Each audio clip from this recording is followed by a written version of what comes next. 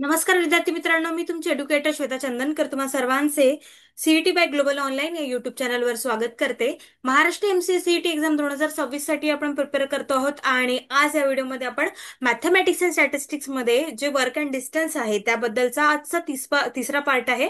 काही महत्त्वाचे प्रश्न आपण पीवायक्यू प्रश्न आपण इथे सॉल्व्ह केलेले आहेत. नक्की त्याचा फायदा घ्या. आणि आपली जी बॅच आहे ती येत्या 25 ऑगस्ट पासून सुरू होते आहे. जर का तुम्हाला एनरोल करायचं असेल तर दिलेल्या नंबरवर तुम्ही संपर्क करू शकता किंवा global online app play store वरून डाउनलोड करू शकता. ग्लोबल ऑनलाईन आपल्यासाठी घेऊन आला आहे महाराष्ट्र एमसीसीईटी एक्झाम 2026 यासाठीचा कम्प्लीट कोर्स, ज्यामध्ये तुम्हाला डेली लाईव्ह लेक्चर्स मिळणार आहे, सोबत रेकॉर्डेड लेक्चर सुद्धा मिळणार आहे.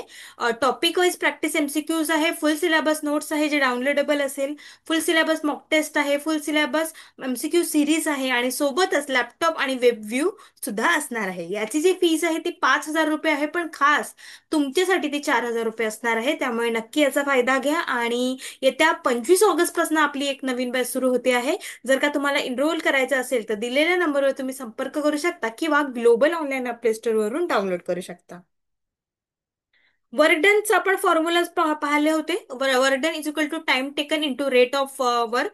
Rate of work is equal to 1 by time taken. Time taken is equal to 1 by rate of work. आणि if a piece of work is done in X number of days, then the work done in 1 day is 1 bye x. Okay. Then total work is equal to number of days into efficiency. पूर्ण झालेले काम का is equal to घेतलेला वेळ into कामाचा दर. कामाचा there is equal to 1 bye घेतलेला वेळ. घेतलेला वेळ इज इक्वल टू 1 बाय कामाचा दर. आणि जर एखादे काम एक दिवसाच्या संख्येत केले असेल तर एक दिवसात केलेले काम किती, 1 बाय एक्स. पूर्ण झालेले एकूण काम दिवसाची संख्या इंटू कार्यक्षमता. अशा पद्धतीचे आहेत ते. चला तर मग सुरुवात करूया. पहिला प्रश्न आहे, a person crosses a 600 metre long street in a 5 minutes. तर what is his speed in kilometre per hour. तर ते आपल्याला विचारलेलं आहे की अ, जर एखादा व्यक्ती 600 मीटर लॉंग स्ट्रीट 5 मिनिटांमध्ये कव्हर करतो आहे तर त्याची स्पीड किती राहणार, है ना. तर आपल्याला ते काढायचं आहे.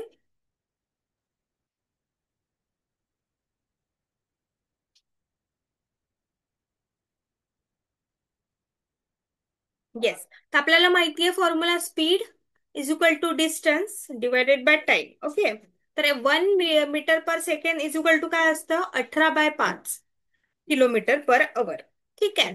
त्यानंतर आपण मग काय करणार, 600 मीटर दिलेलं आहे त्याला आपण काय करणार, 5 × 60. ठीक आहे, मीटर पर सेकंड करायसाठी. आणि मग काय, 600 डिवायडेड बाय 5 × 60 इंटू काय, 18/5. ओके. तर मग काय किती येणार,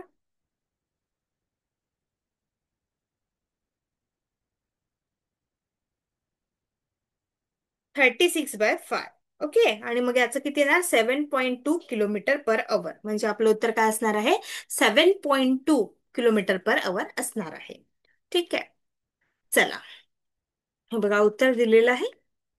त्यानंतर an aeroplane covers a certain distance at a speed of 240 kilometre per hour. एक जो प्लेन आहे तो एक डिस्टन्स कव्हर करतो 240 किलोमीटर पर अवरनी आणि 5 तास लावतो. तर to cover the same distance in 1 2/3 hour, it must be travel at a speed. आता तो किती ट्रॅव्हल करायला पाहिजे ते आपल्याला विचारलेलं आहे.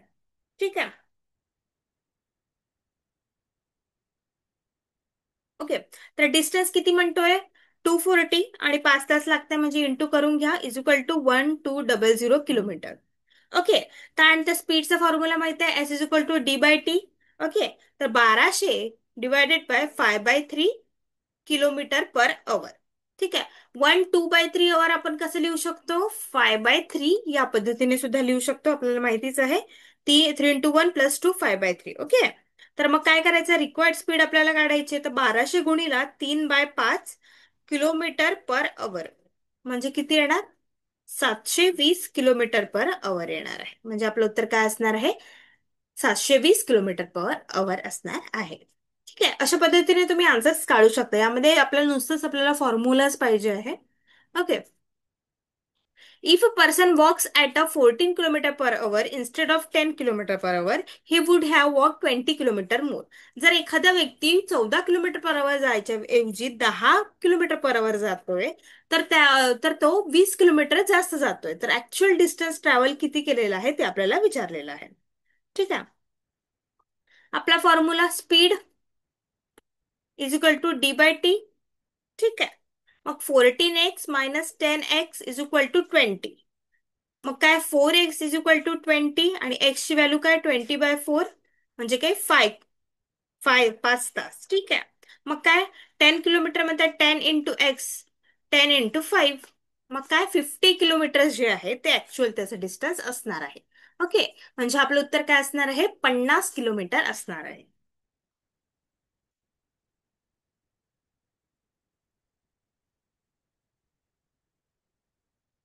ओके बघा speed and distance divide by time.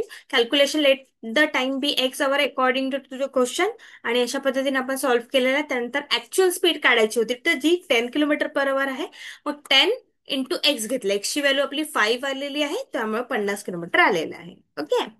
त्यानंतर अ train can travel 50% faster than a car both start from A point A at the same time. एक ट्रेन जी आहे ती 50% जास्त फास्ट जाते कार्सपेक्षा. तर मग दोघेही ए पॉइंट पासून सुरुवात करताय सेम टाइम मध्ये. तर ते बी पॉइंटला जो आहे तो 75 किलोमीटर अवे राहील ए ऍट द सेम टाइम.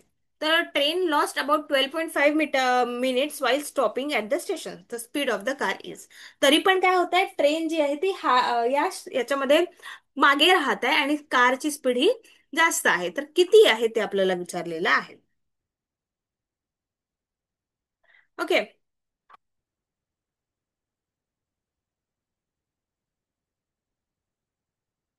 हा. तर स्पीड ऑफ ट्रेन किती 150 म्हणजे 50% जास्त आहे ना. डिवाइड बाय 100x म्हणजे काय 3/2x किलोमीटर पर आवर. ठीक आहे. त्यानंतर मग काय आहे 75x किलोमीटर दिलेलं आहे ना आपल्याला. 75/x - 75/3/2x हे जे आहे ते घेऊया आपण. त्यानंतर 125 × 10 × 60. ठीक आहे. त्यानंतर 75/x - 50/x. ठीक आहे इंटू केल्यावर त्यानंतर 5/20. ते मग एक्सची व्हॅल्यू काढायची आपल्याला. 25 × 24 डिवायडेड बाय 5. 25 × 24 डिवायडेड बाय 5 किती येणार आहे आपला 120 किलोमीटर पर आवर येणार आहे.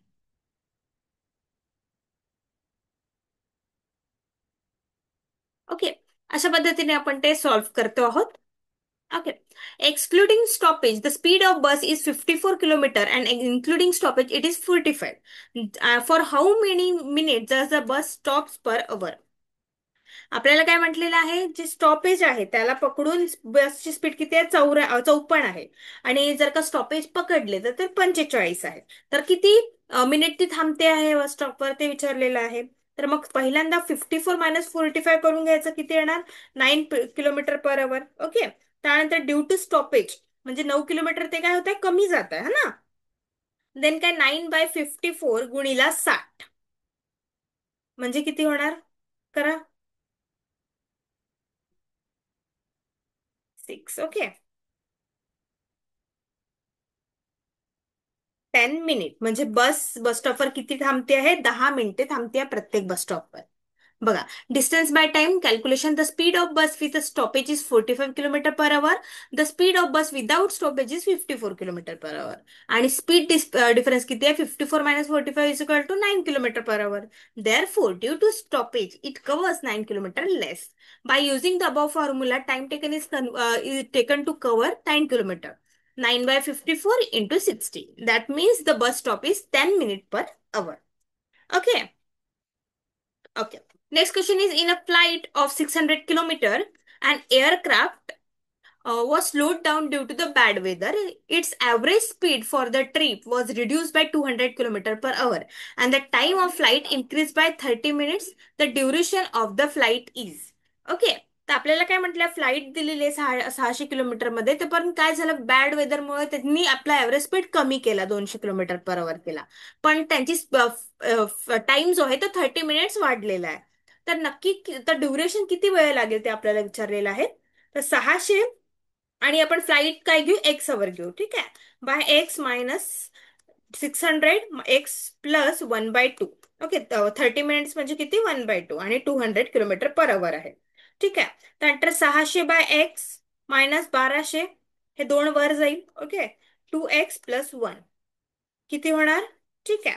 अशा पद्धतीने मग एक्स 2x+1 = 3. कट कट होईल सगळं ना. 2x² + x−3 = 0. आपल्याला मिळालेलं आहे 2x+3 आणि 2x−1 काय, 0. मग एक्स किती झाला, एका तासाचा किती झालेला आहे, एक्स झालेला आहे. ओके.